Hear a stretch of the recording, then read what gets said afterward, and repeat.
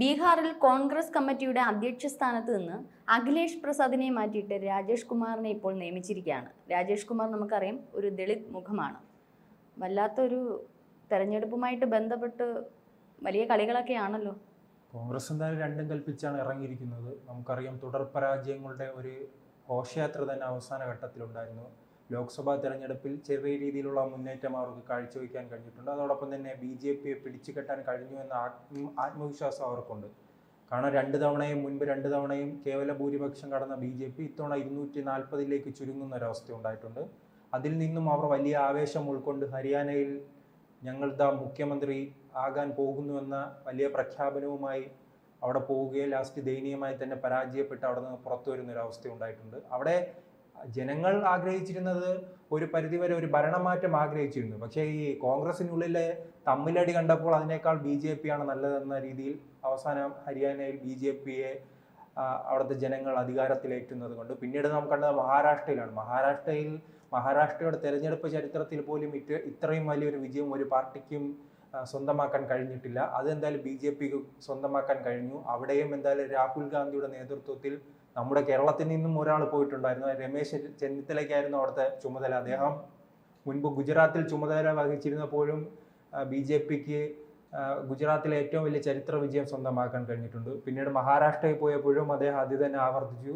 ഇദ്ദേഹം എവിടെ പ്രവർത്തിക്കാൻ പോകുമ്പോൾ അവിടെ BJPക്കാണ് ഗുണം. ആ രീതിയിലേക്കാണ് തിരഞ്ഞെടുപ്പ് ഫലങ്ങൾ ഉണ്ടായിട്ടുള്ളത്. ഇപ്പോൾ ഏറ്റവും അവസാനം നാം കണ്ടത് ഡൽഹിയിലായിരുന്നു. ഡൽഹിയിൽ 2015 തിരഞ്ഞെടുപ്പിൽ അവർക്ക് 0 സീറ്റായിരുന്നു. 2020 0 സീറ്റായിരുന്നു. 2025 വന്നപ്പോൾ രാഹുൽ ഗാന്ധിയുടെ നേതൃത്വത്തിൽ അവിടെ നേരിട്ടെത്തി രാഹുൽ ഗാന്ധി തന്നെ പ്രചരണം നയിക്കുന്ന ഒരവസ്ഥ ഉണ്ടായിരുന്നു. അപ്പോൾ എല്ലാവരും പ്രതീക്ഷിച്ചിരുന്നത് ഒരു 4-5 സീറ്റെങ്കിലും അവർക്ക് കിട്ടുമെന്ന് പ്രതീക്ഷിച്ചിരുന്നു. പിന്നീട് അതുമില്ല, അവിടെയും 0 സീറ്റിലേക്ക് ചുരുങ്ങുന്ന അവസ്ഥ ഉണ്ടായിരുന്നു. അതിനുശേഷം തന്നെ ഇന്ത്യ മുന്നണിയിലെല്ലാം വലിയ തർക്കങ്ങൾ ഉണ്ടാകുന്നു. ഈ രാഹുൽ ഗാന്ധിയെ കൊണ്ടും കോൺഗ്രസിനെ കൊണ്ടും ഒന്നും നടക്കില്ലെന്നും ഈ കോൺഗ്രസിന്റെ കഴിവുകേട് കൊണ്ടാണ് BJPക്ക് വലിയ തോതിൽ ഇന്ത്യയിൽ വളർച്ച ഉണ്ടായതെന്നും ഈ പ്രതിപക്ഷ പാർട്ടികൾ ഈ കോൺഗ്രസിന്റെ കൂടെ നിൽക്കുകയാണെങ്കിൽ തങ്ങളുടെ ഭാവിയും കഷ്ടത്തിലാകുമെന്ന് ഇന്ത്യ മുന്നണിയിലെ പല നേതാക്കളും തിരിച്ചറിഞ്ഞു. അവർ വിമർശനവുമായി രംഗത്തെത്തി. മമതാ ബാനർജി രംഗത്തെത്തി, ഉദ്ധവ് താക്കറെ രംഗത്തെത്തി, ശരത് പവാർ രംഗത്തെത്തി, കെജ്രിവാൾ സ്വന്തം നിലയ്ക്ക് മത്സരിച്ചു. ജമ്മു കാശ്മീരിലെ മുഖ്യമന്ത്രിയും ഉൾപ്പെടെയുള്ളവർ കോൺഗ്രസിനെ വിമർശിക്കുന്നു. അങ്ങനെ എല്ലാവരെയും വിമർശിച്ച് ഒറ്റപ്പെട്ട ഘട്ടത്തിലാണ് ഇപ്പോൾ ബീഹാറിലേക്ക് പുതിയ മുഖവുമായി അവർ കടന്നു പോയിരിക്കുന്നത്. ഇതിനു മുൻപുണ്ടായിരുന്ന അഖിലേഷ് പ്രസാദ് എന്നൊരു കോൺഗ്രസിന്റെ നേതാവാണ്. അദ്ദേഹം കഴിഞ്ഞ ലോക്സഭാ തെരഞ്ഞെടുപ്പ് കാലത്ത് അവിടുത്തെ ബീഹാറിന്റെ പ്രസിഡന്റ് ചുമതല വഹിച്ചിരുന്നതാണ്. അദ്ദേഹത്തിന് സ്വന്തം കുടുംബത്തിനോടായിരുന്നു വലിയ താല്പര്യം. അതായിരുന്നു കോൺഗ്രസിന്റെ ഏറ്റവും വലിയ തിരിച്ചടി എന്ന് നാം എല്ലാ ചരിത്രരേഖകൾ പരിശോധിക്കുമ്പോഴും കുടുംബത്തിന് വേണ്ടിയാണ് ആ പാർട്ടി എപ്പോഴും നിൽക്കുന്നത്. അതാണല്ലോ ഈ രാഹുൽ ഗാന്ധിയെ 90 തെരഞ്ഞെടുപ്പുകളിലധികം പരാജയപ്പെട്ടിട്ടും രാഹുൽ ഗാന്ധിയെ കോൺഗ്രസ് പ്രവർത്തകർക്ക് എന്തുകൊണ്ട് ചുമക്കേണ്ടി വരുന്നു എന്ന ചോദ്യത്തിന് ഉത്തരമാണ് അവിടെ കുടുംബ രാഷ്ട്രീയമാണ്. സോണിയാഗാന്ധിയും പിന്നീട് രാഹുൽ ഗാന്ധി, അതിനുശേഷം പ്രിയങ്ക ഗാന്ധി, ഇനി ചിലപ്പോൾ റോബർട്ട് വധേരയും വയനാട് വഴി കറങ്ങി നടക്കുകയാണ്.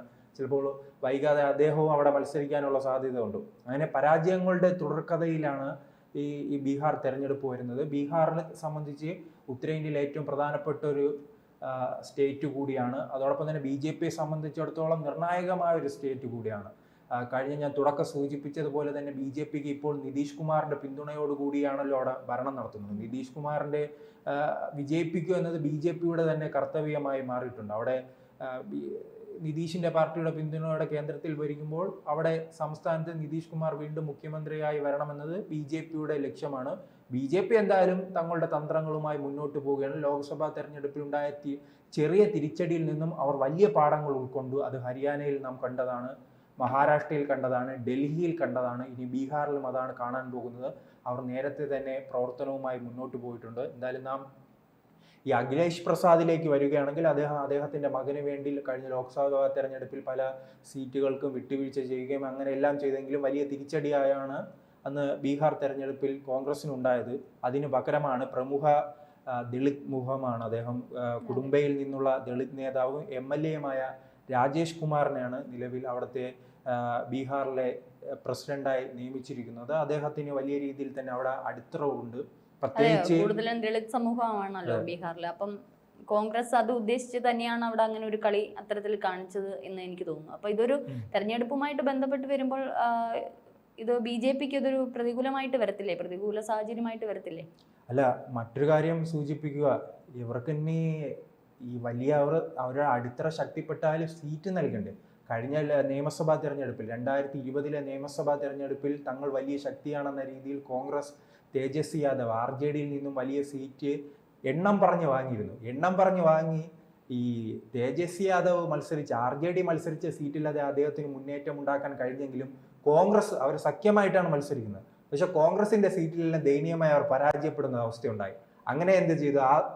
ആ ഇടയിൽ കൂടെ തന്നെ BJPയും JDUവും ഭരണത്തിൽ കയറുകയാണ്. ഈ കോൺഗ്രസിനുണ്ടായ തിരിച്ചടിയാണ് ആ സഖ്യത്തെ തന്നെ ബാധിക്കുന്നത്. കോൺഗ്രസിന് ഒരു 8-10 സീറ്റ് കൂടുതൽ ലഭിച്ചിരുന്നെങ്കിൽ ആ തേജസ്വി യാദവിന് അവിടെ മുഖ്യമന്ത്രിയാവായിരുന്നു. അന്ന് തേജസ്വി യാദവ് ഉൾപ്പെടെയുള്ളവർ പറഞ്ഞത് തൻ്റെ പരാജയത്തിന് കാരണം, തൻ്റെ പാർട്ടിയുടെയും മുന്നണിയുടെയും പരാജയത്തിന് കാരണം കോൺഗ്രസ് ആണ്. കോൺഗ്രസ് ഇതേപോലെ വലിയ രീതിയിൽ തങ്ങൾക്ക് ശക്തി ഉണ്ടെന്ന് കാണിച്ച് സീറ്റ് വാങ്ങിയെങ്കിലും ഈ സീറ്റ് ലഭിക്കുമ്പോഴറിയാമോ, കേരളത്തിൽ തന്നെ അറിയാമല്ലോ, നമ്മൾ വേറെ ഒരു സംസ്ഥാനത്തേക്കും പോകണ്ട, കേരളത്തിൽ തന്നെ ഇപ്പോൾ കഴിഞ്ഞ ലോക്സഭാ തെരഞ്ഞെടുപ്പിൽ ഒരു മുന്നേറ്റം ഉണ്ടായതിന് പിന്നാലെ അടുത്ത തവണ അധികാരത്തിൽ എത്താമെന്ന പ്രതീക്ഷ വന്നതിന് പിന്നാലെ കൂട്ടടിയാണ്. രമേശ് ചെന്നിത്തലയ്ക്ക് മുഖ്യമന്ത്രിയാകണം, VD സതീശന് മുഖ്യമന്ത്രിയാകണം, KC വേണുഗോപാലിന് മുഖ്യമന്ത്രിയാകണം, അടൂർ പ്രകാശിന് മുഖ്യമന്ത്രിയാകണം, കൊടിക്കുന്നിൽ സുരേഷിന് മുഖ്യമന്ത്രിയാകണം. അങ്ങനെ എല്ലാവർക്കും ആവണം. അവസാന ഘട്ടത്തിൽ ശശി തരൂരും മുഖ്യമന്ത്രിയാകണമെന്ന പ്രതീക്ഷയിൽ വന്നിരിക്കുകയാണ്. അങ്ങനെയാണ് ഒരു അധികാര സ്ഥാനത്തേക്ക് ഒരു പ്രതീക്ഷ ഉണ്ടാകുമെങ്കിൽ ആ പാർട്ടി തുടർച്ചയായി തന്നെ തമ്മിലടിക്കുന്ന അവസ്ഥ ഉണ്ടായിരുന്നു. ഇതാണ് അന്ന് ബീഹാറിലും ഉണ്ടായത്. സീറ്റിന് വേണ്ടി അവർ തമ്മിലടിക്കുകയും വലിയ രീതിയിൽ പരാജയപ്പെടുകയും ചെയ്തു. ഈ പരാജയത്തിന്റെ മുറിവുകൾ ഉണ്ടായത് തേജസ്വി യാദവിന് RJDക്കുമാണ്.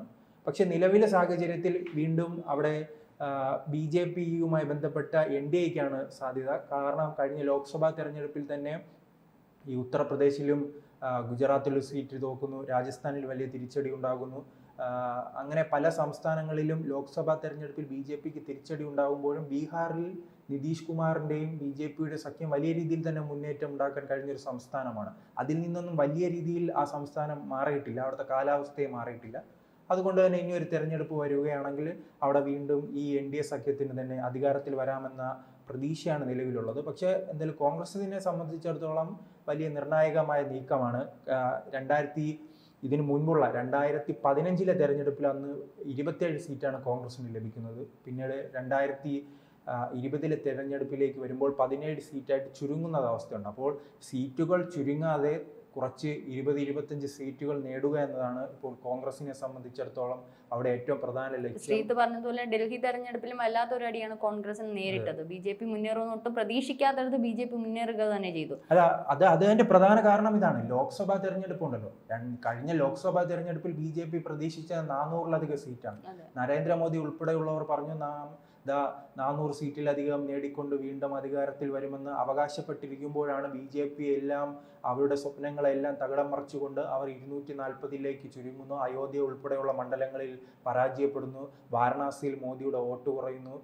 ഗുജറാത്തിൽ തുടർച്ചയായി തന്നെ 26 സീറ്റും വിജയിച്ചു വന്നിരുന്ന BJPക്ക് ഒരു സീറ്റ് നഷ്ടമാകുന്നു. ഉത്തർപ്രദേശിൽ പരാജയപ്പെടുന്നു. രാജസ്ഥാനിൽ പിന്നോക്കം പോകുന്നു.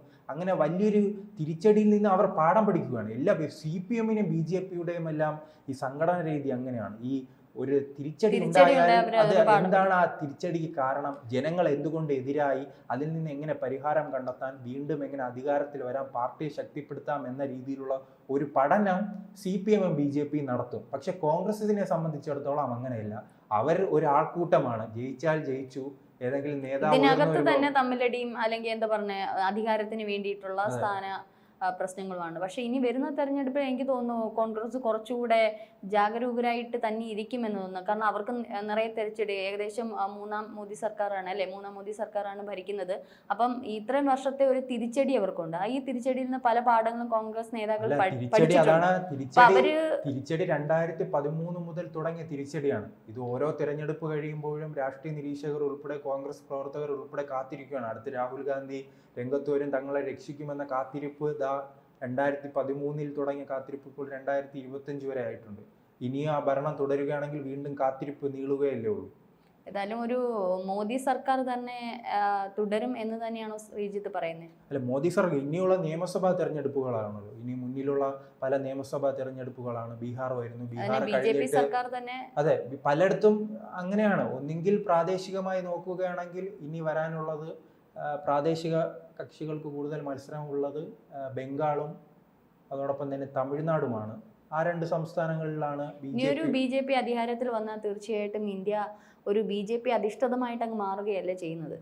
അല്ല, BJP തങ്ങളുടെ പല സംസ്ഥാനങ്ങളും നിലനിർത്തി പോവുകയാണ്. നമ്മളെപ്പോഴും ഒരു ജനാധിപത്യ രീതിയാണ് സ്വീകരിക്കുന്നത്. അതിൽ എല്ലാ പാർട്ടികളും ഉണ്ട്, കോൺഗ്രസ് ആയാലും കമ്മ്യൂണിസ്റ്റ് ആയാലും. അല്ല, ഒരാൾ പക്ഷെ ജനങ്ങൾ ഇപ്പോൾ ഏറ്റെടുക്കുന്നത് BJP സർക്കാരിനെ. ഒരാൾ പരാജയപ്പെടാൻ വേണ്ടി നിരന്തരം ഇറങ്ങി തിരിച്ചാൽ ജനങ്ങൾക്ക് എന്ത് ചെയ്യാൻ കഴിയും? ഇപ്പോൾ തന്നെ ഇപ്പോൾ LDF-നെതിരെ ഭരണവിരുദ്ധ വികാരം കേരളത്തിലുണ്ട്, പിണറായി വിജയനെതിരെ ഭരണവിരുദ്ധ വികാരമുണ്ട്. പക്ഷെ മറുഭാഗത്ത് ഈ കൃത്യമായി സമരം ചെയ്യാനോ ആ ജനങ്ങളുടെ പ്രശ്നങ്ങൾ പരിഹരിക്കാനോ തയ്യാറാവാതെ തമ്മിലടിക്കുന്ന ഒരു പാർട്ടിയെ എങ്ങനെ ജനങ്ങൾ അധികാരത്തിലേക്ക് കൊണ്ടുവരാൻ ശ്രമിക്കും? ഇതാണ് മറ്റുള്ള സംസ്ഥാനങ്ങളിൽ നടക്കുന്നത്. ഇതാണ് ഇന്ത്യ മുന്നണിയിലെ മറ്റു പല കക്ഷികളും. കൃത്യമായ കാര്യമാണ് ശ്രീജിത്ത് അത് പറഞ്ഞത്. പലപ്പോഴും ഞാനും ശ്രദ്ധിക്കാറുണ്ട്, കേന്ദ്രത്തിലാണെങ്കിലും സംസ്ഥാനത്താണെങ്കിലും കോൺഗ്രസ് നടത്തുന്ന സമരങ്ങളെല്ലാം വൻ പരാജയമായിക്കൊണ്ടിരിക്കുക. അതായത് ഭരണകർത്താക്കൾക്കെതിരെ അത് ശരിയായിട്ടോ തെറ്റായിട്ടോ ഏത് രീതിയിൽ നടത്തുന്ന പ്രവർത്തനങ്ങളും എതിരെ നടത്തുന്ന ചർച്ചകളായാലും സമരങ്ങളായാലും വില പേശുന്നില്ല എന്നുള്ള രീതി നമ്മളൊക്കെ സഭയിലുണ്ടാകുന്ന തർക്കങ്ങളും ഒക്കെ കാണുന്നുണ്ട്. അത് പിണറായിയൊക്കെ ഒരു നെവർ മൈൻഡ് എന്നുള്ള രീതിയിലാണ് വിട്ടുപോകുന്നത്. ഇത്തരത്തിലാണ് കേന്ദ്രത്തിലും. സത്യം പറഞ്ഞാൽ കോൺഗ്രസ് വളരെയധികം ശൂന്യമായിക്കൊണ്ടിരിക്കുകയാണെന്നാണ് എനിക്കും തോന്നുന്നത്. അല്ല, അതുകൊണ്ടാണ് ഈ പാർട്ടിയുടെ പല സംസ്ഥാനങ്ങളിൽ നിന്നും അധികാരത്തിൽ, ഞാൻ തുടക്കം സൂചിപ്പിച്ചതുപോലെ തന്നെ ഹരിയാനയിൽ തുടർച്ചയായി തന്നെ അവിടെ BJP-യാണ് ഭരണത്തിലിരുന്ന.